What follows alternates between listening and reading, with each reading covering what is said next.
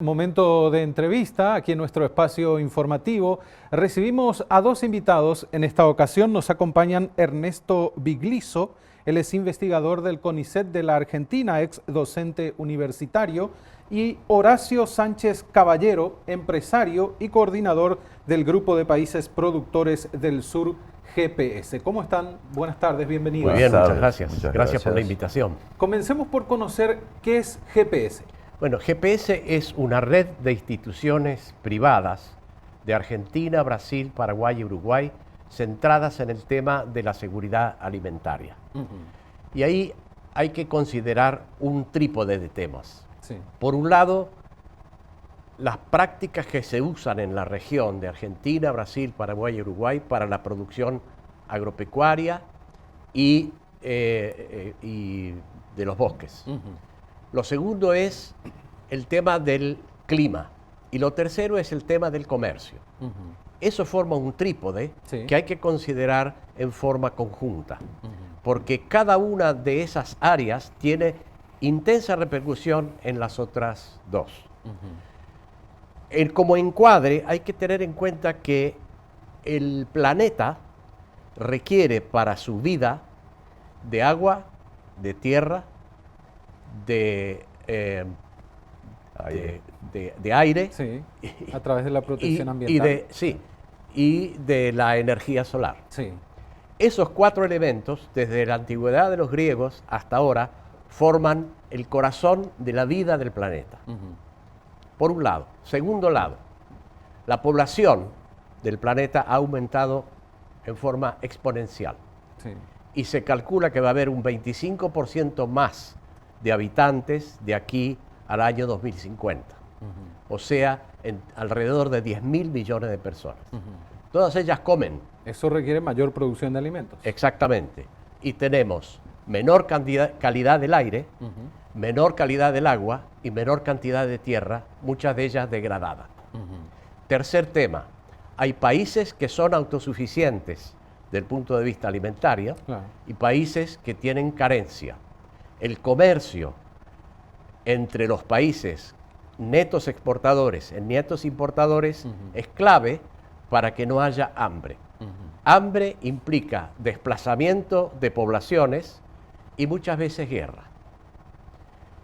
En ese contexto, entonces, ¿qué podemos ofrecer nosotros como los cuatro países, Argentina, Brasil, Paraguay y Uruguay? Esencialmente productores de alimentos. No solo eso, sino que desde el punto de vista de la exportación y la importación neta, estos cuatro países son los mayores exportadores mundiales de alimentos. Tienen el 30% del mercado. Europa y Estados Unidos exportan más, pero importan más. El Claro. neto, nosotros tenemos el 30% del mercado. De acuerdo a las proyecciones que tiene la FAO y otros organismos internacionales, este papel nuestro va a ir creciendo en el tiempo. Entonces, tenemos un rol fundamental para asegurar el alimento al mundo y tenemos que ser cuidadosos con los recursos abundantes que tenemos en la región Sí. y del cual carecen mucho otras regiones para que nuestra manera de producir respete las condiciones de la naturaleza, aumente la producción con menos recursos y al mismo tiempo podamos participar en el comercio internacional. Claro. Porque el crecimiento de nuestros países depende claramente de que podamos aumentar nuestro nivel de exportación. Ahora, toda esta producción de la que está hablando usted genera seguramente algún cambio ambiental. ¿Cómo producimos y cómo nosotros equilibramos todo esto para que esta producción no afecte precisamente y no genere esos cambios ambientales? Porque muchas veces escuchamos que en algunos informes periodísticos, en algunas investigaciones, no de nuestra zona o no de nuestra región, que la producción pecuaria o la producción agrícola produce demasiado carbono. Pero esto es así. Bueno, a ver, hay distintas visiones sobre el carbono que se libera a la atmósfera Sí. o el carbono que se retiene en la atmósfera.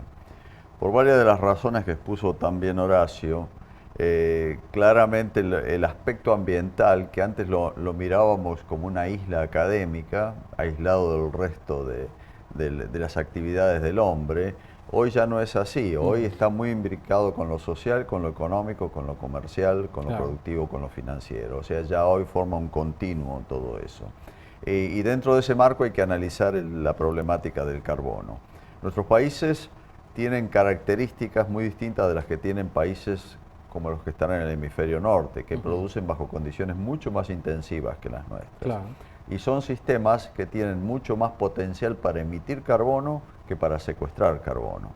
Había una imagen por ahí que si la podemos rescatar o recuperar, sí, nos muestra las principales diferencias. Es esa imagen. Si ustedes miran la imagen de la derecha, es un típico digamos, un típico sistema de producción del hemisferio norte, desarrollado, intensivo, que es muy distinta de la imagen que está a la izquierda, donde tenemos algunas vacas, algunas vaquitas que están ahí aisladas, pero que ambas vacas emiten carbono, pero la diferencia es que las vacas nuestras, las que están a la izquierda, tienen además, a través de las pasturas donde están insertadas esas vacas, el potencial de secuestrar carbono. Donde hay vegetación, hay secuestro de carbono. Esa es la gran diferencia. Esa es la gran diferencia y es la diferencia a la cual no somos sometidos por los estándares internacionales. O sea, en general se nos tiende a evaluar por el sistema de producción que está a la derecha y no por nuestro propio sistema de producción. Y dentro de GPS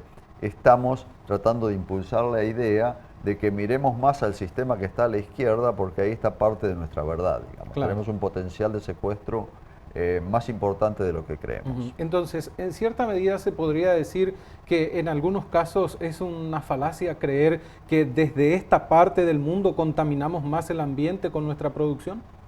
Yo creo que parte de esa falacia existe. Es cierto, tenemos deforestación, no la podemos negar. Y ese es un factor de emisión importante que de a poco los países la han ido controlando. Vamos a tener que ser mucho más estrictos en eso porque digamos, bosque que se deforesta es carbono que se va directamente a la atmósfera y carbono que fue acumulado durante milenios. Ahí tenemos que poner el foco. Pero claramente cuando hablamos de sistemas de producción de alimentos, estamos en una situación mucho más cercana a la neutralidad de carbono o a generar inclusive un superávit de carbono con el cual podemos mitigar efectos de otros sectores de la economía que también emiten, ¿verdad? Si vemos el gráfico siguiente, no sé si se lo puede pasar. Sí. Claro, los europeos miran a la vaca como, claro, como una entidad que emite carbono. Es sí, las dos flechitas que van para arriba, ¿verdad? Pero si mostramos lo que sigue, los europeos miran a la vaca, pero nosotros tenemos que mirar a la vaca colocado dentro de su sistema de producción, donde hay plantas, hay pastizales, pasturas, hay arbustales, hay bosques que están secuestrando carbono. Cuando promediamos el conjunto, resulta que nos encontramos con que es muy probable que estemos secuestrando más carbono del que estamos emitiendo. Y eso lo tenemos que computar en nuestros inventarios nacionales. Todo esto que buscan a través de GPS también debería tener el sector privado como contrapartida y apoyo, acciones eficientes del sector público. Desde luego. La red que nosotros formamos es una red de, como decía, empresas, no empresas, instituciones de los 4 países. En este momento, en el conjunto, hay de parte de Brasil, a través de ABAC, unas 120 empresas, de parte de Paraguay, a través de la UGP, 15, en Uruguay, alrededor de 12, y en Argentina, alrededor de 17. Son todas instituciones de segundo piso, digamos. Sí. No hay ningún interés de una empresa en particular. Son los intereses comunes, claro, que tienen agremiaciones, asociaciones. Exactamente. ¿Y qué es lo que hacemos nosotros? Nosotros lo que hacemos es poner sobre la mesa los temas claves del medio ambiente, de la producción agropecuaria y del comercio para discutirlos entre todos y proponemos soluciones. Hemos editado en estos 6 años, desde el 2013 en que comenzamos a trabajar, unos 50 documentos. Todos esos documentos tienen propuestas concretas de acción. ¿Esto qué es lo que buscamos? Que a nivel de las instituciones privadas haya un mensaje común.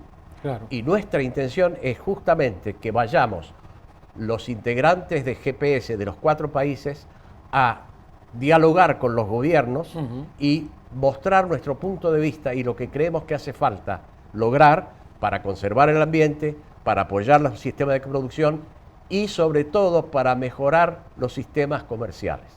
En ese punto es muy importante lo que se ha logrado ahora de un primer paso hacia el acuerdo entre el Mercosur y la Unión Europea y también el Mercosur y el EFTA.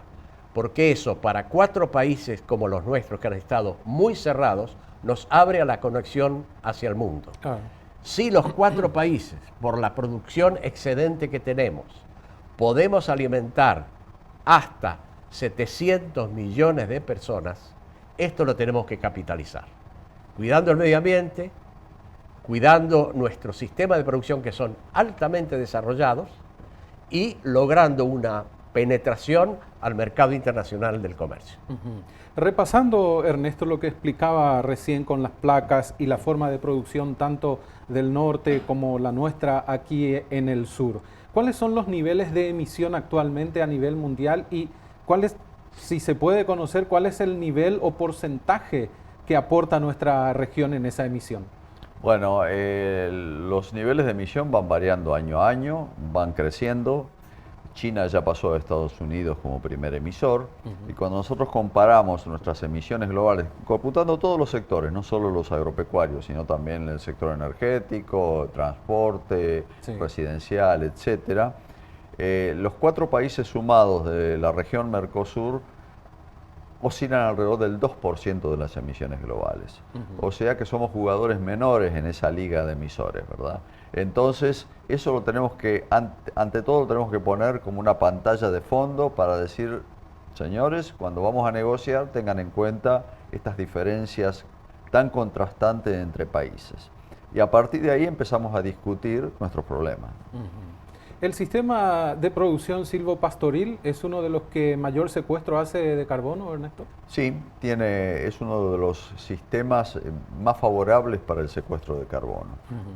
Trabaja con, obviamente, hay pasto, hay árboles y hay una densidad animal relativamente baja. Ese es el sistema ideal, el que genera mayor cantidad de carbono secuestrado, un balance de carbono más favorable.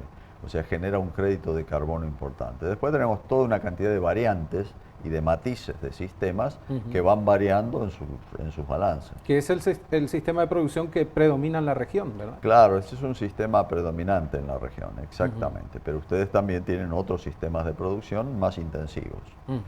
Ahora, desde GPS, ¿qué receptividad han tenido de autoridades gubernamentales que en definitiva son aquellas que por supuesto estudian, analizan leyes de protección y también ponen en práctica esas leyes de protección?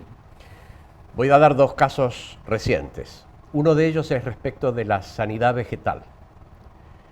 Hay problemas en un área específica que es la soja y la roya de la soja, y como los países a nivel de la naturaleza no conocen límites políticos, el problema se difunde en la región. Entonces, a iniciativa de Brasil, nosotros desde GPS tomamos el tema y actualmente estamos trabajando público y privado en el tema de la sanidad vegetal, no solo de las hojas, sino en general, con ampliación que esperamos hacer a sanidad humana y a sanidad animal, a través de una institución que funciona, que se llama COSABE, Consejo de Sanidad Vegetal, y que el 30 de septiembre tenemos una reunión público-privada con la gente del COSABE en Buenos Aires para definir el área de trabajo que vamos a poner en práctica. Una segunda área en la cual estamos trabajando es nuestra participación pública y privada en la reunión que una vez por año se hace relacionado con el tema de cambio climático, las COP que se llama. La COP21 fue muy importante en París porque definió una serie de reglas de cómo hay que manejar la seguridad climática. Eso en la COP23 se definió un programa ya compulsivo que tienen que aplicar los distintos países. Y ahora, en Santiago de Chile, a principios de diciembre, tendremos la COP25, en la cual los países de la región, público y privado, estamos llevando el tema del suelo, la importancia de la conservación del suelo y las pautas que hay que seguir para lograrlo. ¿Cómo se hace tomando en cuenta que uno de los países que conocemos datos más contamina no reconoce, por ejemplo, desde sus autoridades el cambio climático? Hablamos de Estados Unidos, ¿verdad? Y ante pruebas que a través de los investigadores se dan a conocer, hay un cambio en nuestra realidad ambiental y por eso también ustedes trabajan para poder proteger este ambiente y que se sigan produciendo alimentos. Desde el punto de vista de la investigación científica, ¿cómo se trabaja eso para poder convencer a aquel que no cree que existe esto cuando las pruebas están ahí escritas y analizadas? Claro, el problema es cuando el que no cree es poderoso. Encima, ¿no es cierto? Inclusive dentro de la región Mercosur, el más poderoso tampoco cree mucho en el cambio climático. Es Brasil, es el presidente de Brasil. Sí. El resto de los estados brasileños y los estados norteamericanos, muchos para nada coinciden con esta visión. Es una visión transitoria que dura lo que dura un gobierno. Pero yo creo que hoy hay suficiente evidencia científica que demuestra que realmente estamos involucrados en un cambio climático muy acelerado, que se va agravando con el paso del tiempo, y no reconocerlo, bueno, es una torpeza en buena medida, porque esto está existiendo y lo estamos viendo a diario en los medios, mostrando cómo se sufren las olas de calor en Europa, cómo hay grandes sequías en África, cómo se incendian los campos y los bosques en Sudamérica. Yo creo que ignorar este problema no nos lleva a ningún lado. Y a la larga, digamos, el péndulo vuelve y se va a ubicar dentro de la corriente principal de la ciencia, que es el que, digamos, en última instancia dictamina estas cosas. Y por otro lado, no podemos parar la producción de alimentos, por lo que explicaba al principio usted, y hay que seguir y trabajar. Por eso es importante lo que ustedes están encarando desde este grupo. Sí, ¿verdad? Y trabajemos juntos. Dos datos. El Producto Bruto de los 4 países a nivel mundial es un poquito más del 3%. Quiere decir que queda entre Alemania y el Reino Unido. Recordemos que la suma de Europa, Estados Unidos y China es alrededor del 40 y pico %. ¿Okay? Así que somos chiquitos. Claro. Separados somos insignificantes. Pero, así como desde el punto de vista del Producto Bruto somos el 3%, el Producto Bruto alimentario somos cerca del 9%. Ahora, en cuanto a exportación, repito, somos el 30%. Entonces, no solo tenemos que promover las condiciones que como la Organización Mundial del Comercio tiene respecto del encuadre del comercio, sino que tenemos que tener muy en cuenta que en el pasado las guerras frías comerciales o políticas entre países para nuestra región han sido guerras calientes. La confrontación entre China y Estados Unidos que hoy día tenemos, para ellos puede ser una guerra fría, pero para nosotros es una guerra caliente. Entonces defendamos los sistemas multilaterales de comercio, trabajemos juntos para establecer una, por así decir, marca de la región con estándares reconocidos internacionalmente respecto de la calidad de nuestros alimentos y salgamos al frente con este mensaje. Porque acá hay mucha ignorancia, incluso muchas veces de los mismos participantes del tema, y hay que ilustrar con claridad y con información bien basada científicamente. Ya se ha dado un paso muy importante, que es admitir la situación, reconocerla, seguir trabajando en la producción de alimentos, pero a través de una producción sustentable. Exacto. Claro, ese es el camino. Lo que acaba de decir Horacio es así, o sea, tenemos el 30% del comercio mundial de alimentos y solo jugamos con un 2% en las emisiones globales. O sea, situación más favorable para esta región no se puede dar. Realmente la relación con respecto a otros países es muy favorable y nosotros tenemos una ventaja comparativa ambiental que no está todavía debidamente reconocida en el mundo. Bueno, agradecemos la presencia de ambos, el tiempo para estas explicaciones del trabajo que están realizando y éxitos. Muchas gracias. Gracias por la invitación.